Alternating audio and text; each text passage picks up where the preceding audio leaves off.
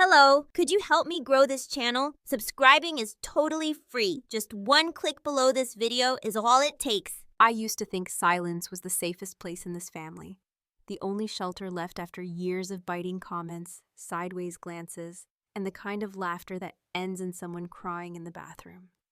But that night, sitting at the massive mahogany table my father insisted on polishing every holiday as if it proved something, I realized that silence wasn't safety. It was just a cage I'd mistaken for peace. Christmas dinner was always a parade of false smiles and unspoken insults wrapped in tinsel. But this year, something had shifted. I wasn't the same girl they used to dismiss. I had changed. They just hadn't noticed yet. The roast glistened under the golden chandelier. The green beans were overcooked, as always, and my mother fussed with the centerpiece while pretending not to notice that Jason, her pride and joy, had arrived an hour late with lipstick smudged across his collar. No one said a word. Of course not. Jason was above rebuke. Jason, the golden boy with a wine glass permanently attached to his hand and a debt problem he called temporary liquidity issues, could do no wrong. He winked at me as he took his seat across the table, as if we were in on some joke. But I wasn't laughing, not this time. My father, Douglas, cleared his throat like a man about to accept an award. He rose from the head of the table, knife and fork crossed neatly on his plate, fingers resting on the rim of his wine glass, as if the whole performance had been rehearsed. Maybe it had. He did love his speeches.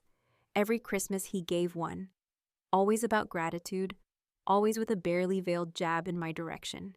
I used to shrink when he spoke, hiding my discomfort in the mashed potatoes or reaching for the wine just to numb myself for the duration. But not tonight. Tonight I listened. "I want to take a moment," he began, with that smooth, practiced voice he used when speaking to donors or neighbors or people who didn't know what he was like when the door shut. "To appreciate what we have, a strong, capable son who's built something for himself, who's proven he can carry the family name with pride." He raised his glass toward Jason, who grinned and nodded like the homecoming king accepting yet another crown he hadn't earned. "And a wife who has held this family together with grace, charm, and resilience." My mother blinked, smiled thinly, and glanced at me like she always did, the way someone looks at the child they still don't quite understand. Then the glass lowered. "And Aaron," he said, not even bothering to lift his gaze. "Still figuring things out, I suppose. But we're hopeful." He paused just long enough to let the sarcasm linger. "Though I'll be honest, it's hard sometimes to understand how someone can be so smart and still end up lost. You're nearly 35, still floating between projects, never quite settling into anything real. This family has bent over backward to help you, and yet," he finally looked up at me, eyes cold, mouth already twisted in disappointment. "It often feels like you're more of a burden than a blessing." Silence. Not even the clink of cutlery. My mother closed her eyes briefly. Jason sipped his wine. No one defended me. No one ever did. And maybe that was the final push I needed. I didn't speak. I didn't shout, didn't cry, didn't throw a wine glass across the room like I had dreamed of doing so many times before. Instead, I reached slowly into my coat pocket, where my phone had been buzzing every 10 minutes. Automated alerts reminding me of a scheduled transaction I had postponed all day. My fingers shook, but not from fear. It was something else. Relief, maybe, or fury, finally finding an outlet. I opened the banking app with a few quick taps, scrolled to the account labeled simply Family House, and held my thumb against the screen. The payment was scheduled for December 25th at 8 p.m. I had timed it to be poetic and maybe a little cruel, but tonight, I didn't care about being kind. Tonight, I cared about being free. I pressed send. A confirmation popped up. Final payment complete. Mortgage closed. Deed updated. I looked up and met my father's eyes. "I just paid off the house," I said quietly, so quietly that for a moment I wasn't sure they had heard me. Jason stopped mid-bite. My mother's fork slipped from her hand. My father tilted his head, squinting like I had spoken in another language. What? He asked. I paid off the mortgage, I said, louder now. Every cent. The house is mine now. It's been mine for the past 5 years, actually. You signed it over when you needed the money to cover Jason's investment failure. I kept the payments going, quietly, without thanks, without acknowledgement. Just like everything else I've done for this family. My voice didn't shake. Not once. And that surprised me more than anything. Aaron, my mother said slowly, her voice low and uncertain. What are you talking about? I turned the phone screen toward her. The bank name, the closing balance, the date. It was all there, the truth, the evidence, the final nail in the coffin of their comfortable lies. Jason laughed, trying to brush it off. Okay, you've made your little scene. Can we go back to dinner now? I looked at him, then at my father. No, I said, setting the phone down next to the stuffing. You can all get out. You'd think a father wouldn't forget the moment he signed away his home to his daughter, especially when he was doing it behind his wife's back and practically drowning in the shame of his own financial failure. But Douglas had always been a man more concerned with how things looked than with what they actually were. And I suppose, in his mind, that night 5 years ago had been buried under so many layers of denial that it simply stopped existing. He preferred it that way. It let him keep pretending I was the embarrassment, not the one who saved him from losing everything. The night he came to me, and it was night, because heaven forbid someone see Douglas Miller visiting his disgrace of a daughter during daylight. He didn't knock like a father. He knocked like a man who owed money and knew it. I had just finished washing dishes in the tiny kitchen of my apartment, a walk-up with a cracked ceiling and paper-thin walls that heard everything, including the whispered curses I muttered when my back ached from standing all day. He didn't comment on the place when I opened the door, just stepped in like he still owned the world, and sat down like I should be grateful for his presence. He didn't say hello. He didn't ask how I was doing. He went straight into the numbers. They were behind on the mortgage. Again. Jason had needed a bridge loan for a new real estate flip that turned out to be more of a sinkhole than an opportunity. Mom didn't know. She'd been told it was just some refinancing paperwork. But the truth was uglier. The bank had already filed notice. One more missed payment and they'd lose the house. The house he always claimed was the foundation of our family. The house I wasn't welcome to set foot in unless I called ahead, dressed appropriately, and didn't bring my moods with me. And there he was, sitting on my couch, asking for money. I didn't agree right away. I let him talk, let him stammer, let him taste the bitterness of asking the daughter he'd humiliated at her college graduation for a bailout. And even then, I didn't say yes. I offered terms. I told him I'd pay off the back payments, but I wanted the deed, not as a symbol, not even as a threat, but as security. I knew Douglas well enough to understand that gratitude was temporary, but entitlement was forever. If I gave him the money with nothing in writing, he'd spin it into some story where he had allowed me to help. I needed more than that. I needed control. So I offered him the one thing he truly feared, exposure. I had it all drawn up through a friend of mine who worked in real estate law. The paperwork was clean, simple, quiet. He signed without argument. I had never seen his hands shake before. It was almost satisfying. From that day on, I made the monthly payments, every single one, on time, without reminder, while working 3 jobs and pretending I was just figuring things out. I listened to him call me a disappointment over turkey at Thanksgiving. I watched Jason smirk every time my name came up as the cautionary tale. I stood there and took it, year after year, while keeping their home from crumbling around them. Until now. Back at the Christmas table, after I dropped the bomb, the silence stretched long enough to suffocate a weaker woman. My mother looked like someone had slapped her. Her face went pale. Her lips parted in some silent question that never reached her throat. Jason leaned back, arms crossed, giving me the same patronizing look he used to give when I brought home a participation trophy in middle school. Only my father looked calm. That awful, deliberate kind of calm that meant he was scrambling behind the scenes, counting how many people he could still control if he just kept his voice low enough. "This is ridiculous," he said finally. "You're confused. That was a temporary agreement. a clerical error at best. "No, Dad," I said, and the word felt foreign on my tongue. It wasn't. It was a signed legal document. I have the recording of our conversation that night, the emails, the lawyer. You knew what you were doing. You just didn't think I'd ever say it out loud. Jason laughed. Sharp, cruel. Jesus, Aaron, you've been waiting years to play this hand, huh? Couldn't just let us have one peaceful Christmas? I gave you 5, I said, turning to him. 5 years of covering for your screw-ups. 5 years of listening to you pretend you were some kind of financial genius while Mom thought the family fund was growing. You weren't building anything, Jason. You were draining everything, and you lied to all of us. What the hell are you even talking about? He snapped, suddenly defensive. Oh, I'll get to that.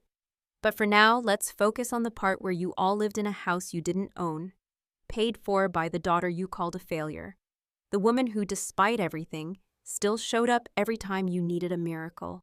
My mother's voice cracked when she finally spoke. Why didn't you tell us? Would you have listened? I asked her. Or would you have just told me to stop being dramatic? Again. She looked away. That was answer enough. I stood slowly, letting the full weight of the moment settle into every pair of eyes at that table. Then I reached into my coat pocket and pulled out a single sheet of paper. The deed, freshly notarized, updated as of that very morning. I laid it next to the cranberry sauce like a Christmas card from hell. I don't want to thank you. I'm not here for that. But I thought you should all know before dessert. This house doesn't belong to this family anymore. It belongs to me. Jason leaned forward, squinting at the paper. This is fake. Call the county clerk, I said. Go ahead. I'll wait. My father didn't speak. His fork was still frozen midair, and I realized then that for the first time in my life, he was speechless. Not because he couldn't think of something cruel to say, but because he finally knew it wouldn't matter.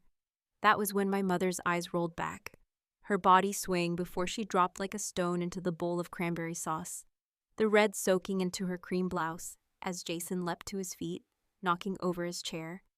And my father, ever composed, finally shouted my name like I was the one who had ruined Christmas. But I didn't move. I didn't run to help.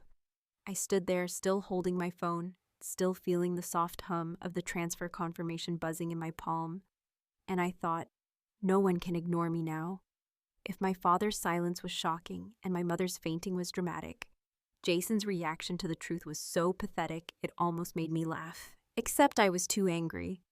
Not in the screaming, table-flipping kind of way, but in the deep, cavernous silence that comes only after years of being dismissed, talked over, or treated like the awkward footnote in the story of someone else's success.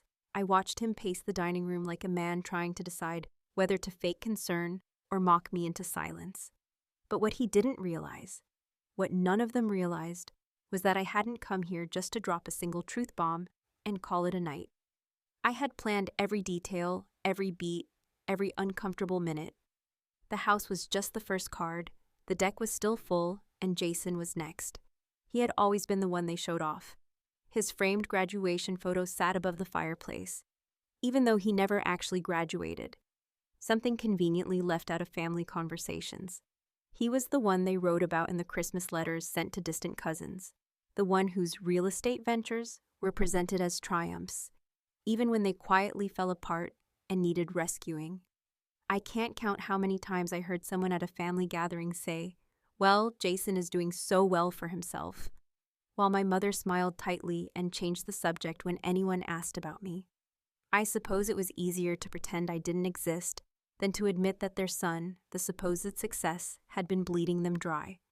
After my mother was helped into the living room, still woozy and murmuring that she just needed a moment, Jason tried to reclaim the room.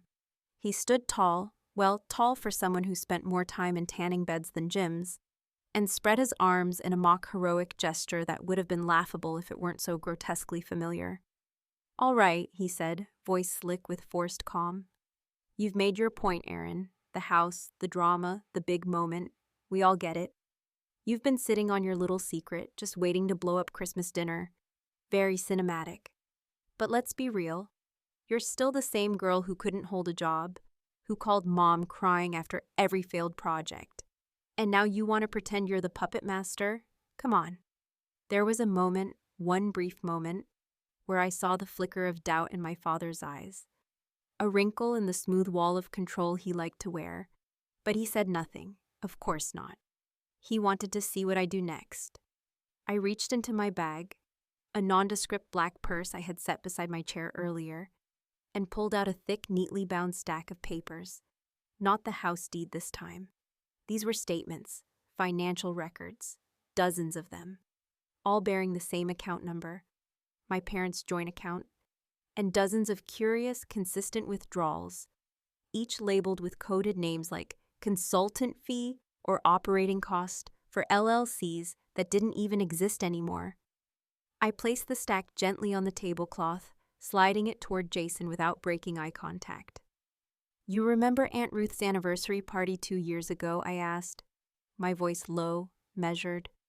When you told everyone you just secured a down payment for that condo flip in Miami? Jason blinked. Yeah? You used Mom and Dad's retirement account to cover it. That's the first transaction in that stack. You transferred $15,000 through a dummy business registered under a shell name, and you labeled it Maintenance Fund. You forged Dad's signature on the authorization. Want me to pull up the emails you sent to the notary? The silence this time was thick enough to chew. Jason didn't speak. He stared at the papers as if they were written in another language, or maybe he was just trying to calculate how much I really knew. I pressed forward, calmly, methodically. And this one, I continued, tapping another section, was for that disaster in Phoenix. The urban redevelopment that ended with lawsuits and a burned-out shell of a property. You covered the last payment using funds from the joint account. I traced it back to you through the IP address of the transfer. Rookie mistake, by the way. You've been spying on me? He hissed, stepping back. I almost smiled. No, Jason, I've been cleaning up after you, quietly, for years, because I knew that one day you'd push just a little too far, and you'd take everyone down with you.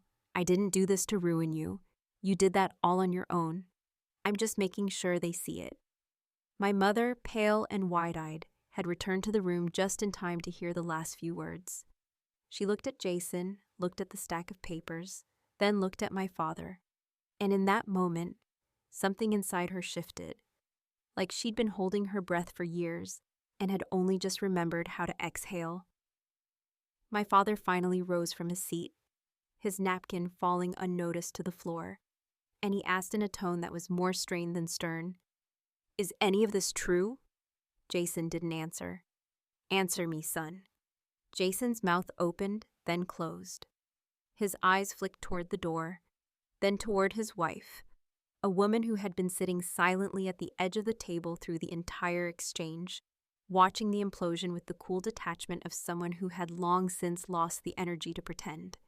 She stood calmly, picked up their baby from the bassinet behind her, and without a single word, walked out. No drama, no screaming, just the soft click of heels on the hardwood and the final sound of the front door shutting behind her. Jason didn't follow. No one moved.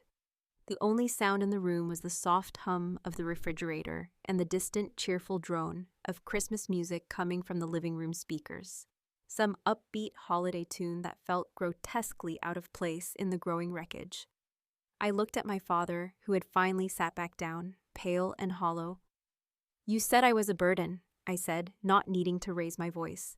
"But I think we both know who's been dragging this family down."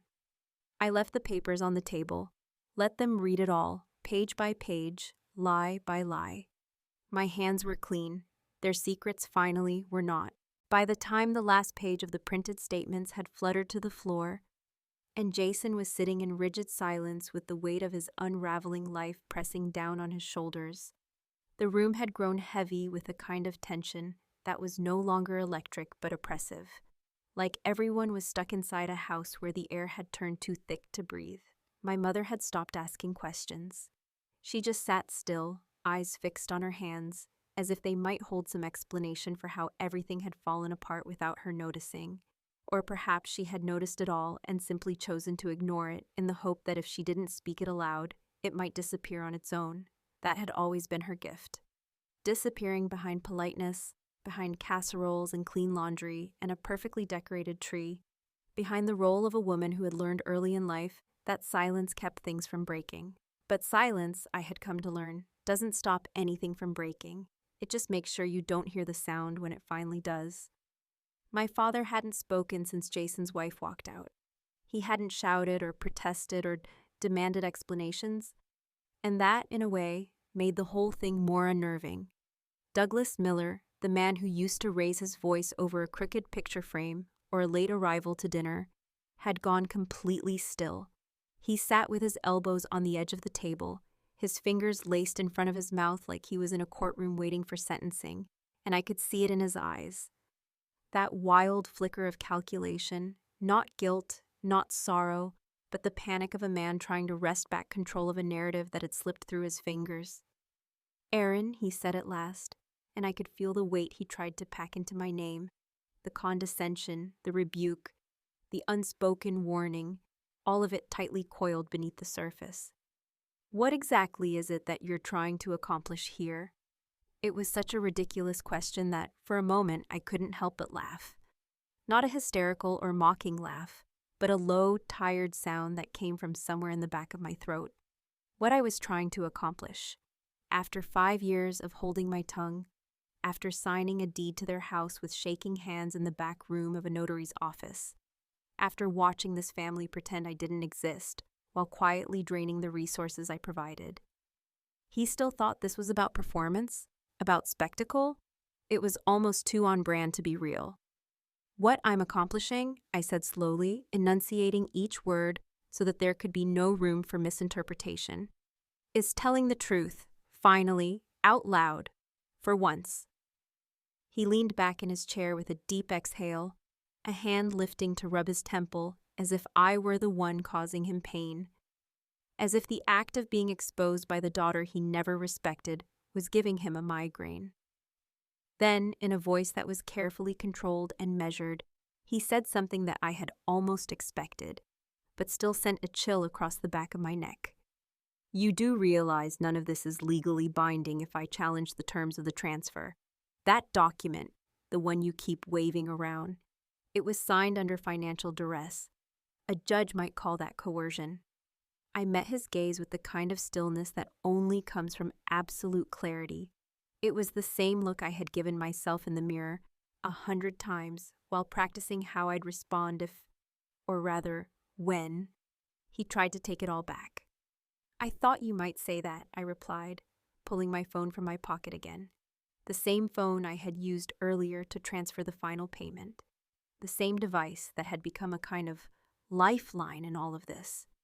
Which is why I recorded our conversation. The one where you said, and I quote, "I don't care whose name it's in. Just don't let your mother know I failed. It's dated, it's clear, and it's admissible." The words hit like a blow. He didn't flinch physically, but I saw the twitch in his jaw. The way he suddenly looked not at me but past me, as if trying to picture the walls closing in. My mother gasped softly, turning to him with eyes full of a dawning horror that seemed to come not just from the lie itself, but from the magnitude of how long it had been kept. "You told me the refinance was from your retirement account," she whispered. He didn't answer. He didn't need to. I stood then, not in some dramatic flourish, but with the slow, deliberate certainty of someone who no longer owed anyone at this table the courtesy of smallness. For years, I had made myself small in the presence of this man, had shrunk beneath the glare of his judgment and the chill of his disappointment.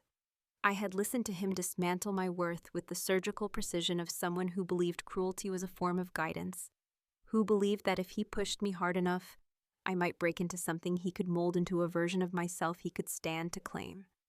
But I wasn't breakable anymore. "You think this is about the house," I said, sweeping my gaze across the table, across the ruins of a family still trying to cling to the old script. "But it's not, it never was. This is about the fact that you never saw me. Not really. Not when I was 17 and wanted to go to art school. Not when I was 23 and trying to start a business. Not when I called you crying because my boss locked me in a freezer during a closing shift, and you told me to toughen up. You called me a burden while living in a home I paid for, sleeping under a roof that I kept from collapsing. So no, I'm not here to make a point. I'm here to reclaim my place at a table you tried to erase me from. For a long moment, no one spoke. Then, from the far end of the room, my mother stood. She moved slowly, like someone waking from a decades-long sleep, her eyes fixed on my father in a way I had never seen. Not with love, not with hatred, but with something heavier, more final. Her voice was barely a whisper, but it cut through the quiet like glass. "I'm not going with you, Doug." He blinked, confused. "When we leave tonight, and we will leave, I'm not going with you. I don't know where I'm going yet, but it won't be wherever you are." He opened his mouth to speak, but she was already walking away, past the Christmas tree, past the hallway where our old family portraits hung like ghosts of a life that had never truly existed. And in that moment, I saw something I hadn't seen since I was a child. I saw my mother choosing herself. I didn't smile, I didn't cry, I just stood there, steady as everything I thought I wanted finally began to happen. Not with fireworks, but with a quiet unraveling. And for the first time, I wasn't afraid. When the last words from my mother drifted through the air like a confession, and the sound of her footsteps faded into the hallway where so many conversations had once ended in whispered apologies, or nothing at all, the silence that followed was not the sharp, immediate kind that comes from shock or disbelief, but something deeper, a settling stillness, the kind that arrives only after the truth has finally been spoken, and there's nothing left to deny. My father remained seated at the head of the table, the posture he had worn for decades, still clinging to him like armor. But I could see how thin that armor had become, how hollow he looked without the certainty of control to wrap around his spine. The plate sat untouched now, half-eaten roast cooling beside mashed potatoes no one would finish. The wine had stopped flowing, the music had been turned off, and the warmth of Christmas, the performative holiday glow they had always clung to like a ritual of normalcy, had drained from the room completely, leaving behind only the debris of a family that had finally seen itself clearly. No one moved to clean up. No one mentioned dessert. The illusion had shattered, and all that was left was the aftermath. I had prepared myself for shouting, for accusations, for a desperate plea from my father to maintain order, to pretend, if only for one more night, that we could still salvage the fragments of a life we never really shared. But what I hadn't expected, what I could never have anticipated, was the absolute absence of resistance. He didn't argue. He didn't demand. He didn't try to spin a new story. He just sat there, mouth drawn tight, eyes fixed on the center of the table where the folded deed and the stack of bank statements lay like exhibits in a courtroom. Eventually, I left the dining room and walked the length of the hallway, passing the old photographs that, once upon a time, might have stirred something sentimental in me. A girl with scraped knees and wide eyes, a boy with perfect posture and a smile full of promises. A man with his hands placed firmly on the shoulders of children he believed he owned, and a woman who never quite looked directly at the camera. I took one long look at the frames, then turned away, knowing full well that none of those frozen moments had ever captured the truth. I spent the night alone in my childhood bedroom, the space where dreams were once formed and dismantled in the same breath. The posters were gone, the shelves mostly empty, but the shape of the room still echoed memories that were sharp and unpleasant. A slammed door, a shouted reprimand, the ache of being told, "You'll understand when you're older," as though pain had to be earned to be valid. I didn't sleep much, not because I was restless, but because I felt oddly peaceful. The kind of peace that comes when the final domino falls, and you are no longer waiting for the other shoe to drop. At dawn, the light poured in through the old lace curtains, casting long, soft shadows across the hardwood floor, and I rose without hesitation. I gathered my things, not many, just the essentials I had brought with me for the holiday that was never meant to be a holiday, and walked out into the empty hallway, where not a single voice stirred. My mother's door was closed. Jason's room was dark. My father's study, the temple to his self-importance, remained shut. No one came to stop me, and I didn't look back. At the front door, I paused only to pull a small manila envelope from my bag. Inside were the transfer documents, signed and sealed, with clear instructions and legal backing. I had already spoken to my attorney. The house, as of today, would be signed over to a foundation that operated transitional housing for women. Women who had, like me, been told for too long that their worth existed only in what they could provide, and never in who they were. The donation would be made in my mother's name. I didn't know yet if that would bring her comfort or shame, but it felt like the right thing. Not a punishment, not a reward, just a closing of the loop. As I stepped outside, the December air bit at my cheeks, sharp and clean in a way that felt almost symbolic. The snow had fallen overnight, dusting the lawn in a thin white layer that hadn't yet been touched. I stood for a moment on the porch, staring out at the neighborhood where every house looked identical, but every family carried secrets like bricks in their pockets. Then I walked to my car, started the engine, and drove away.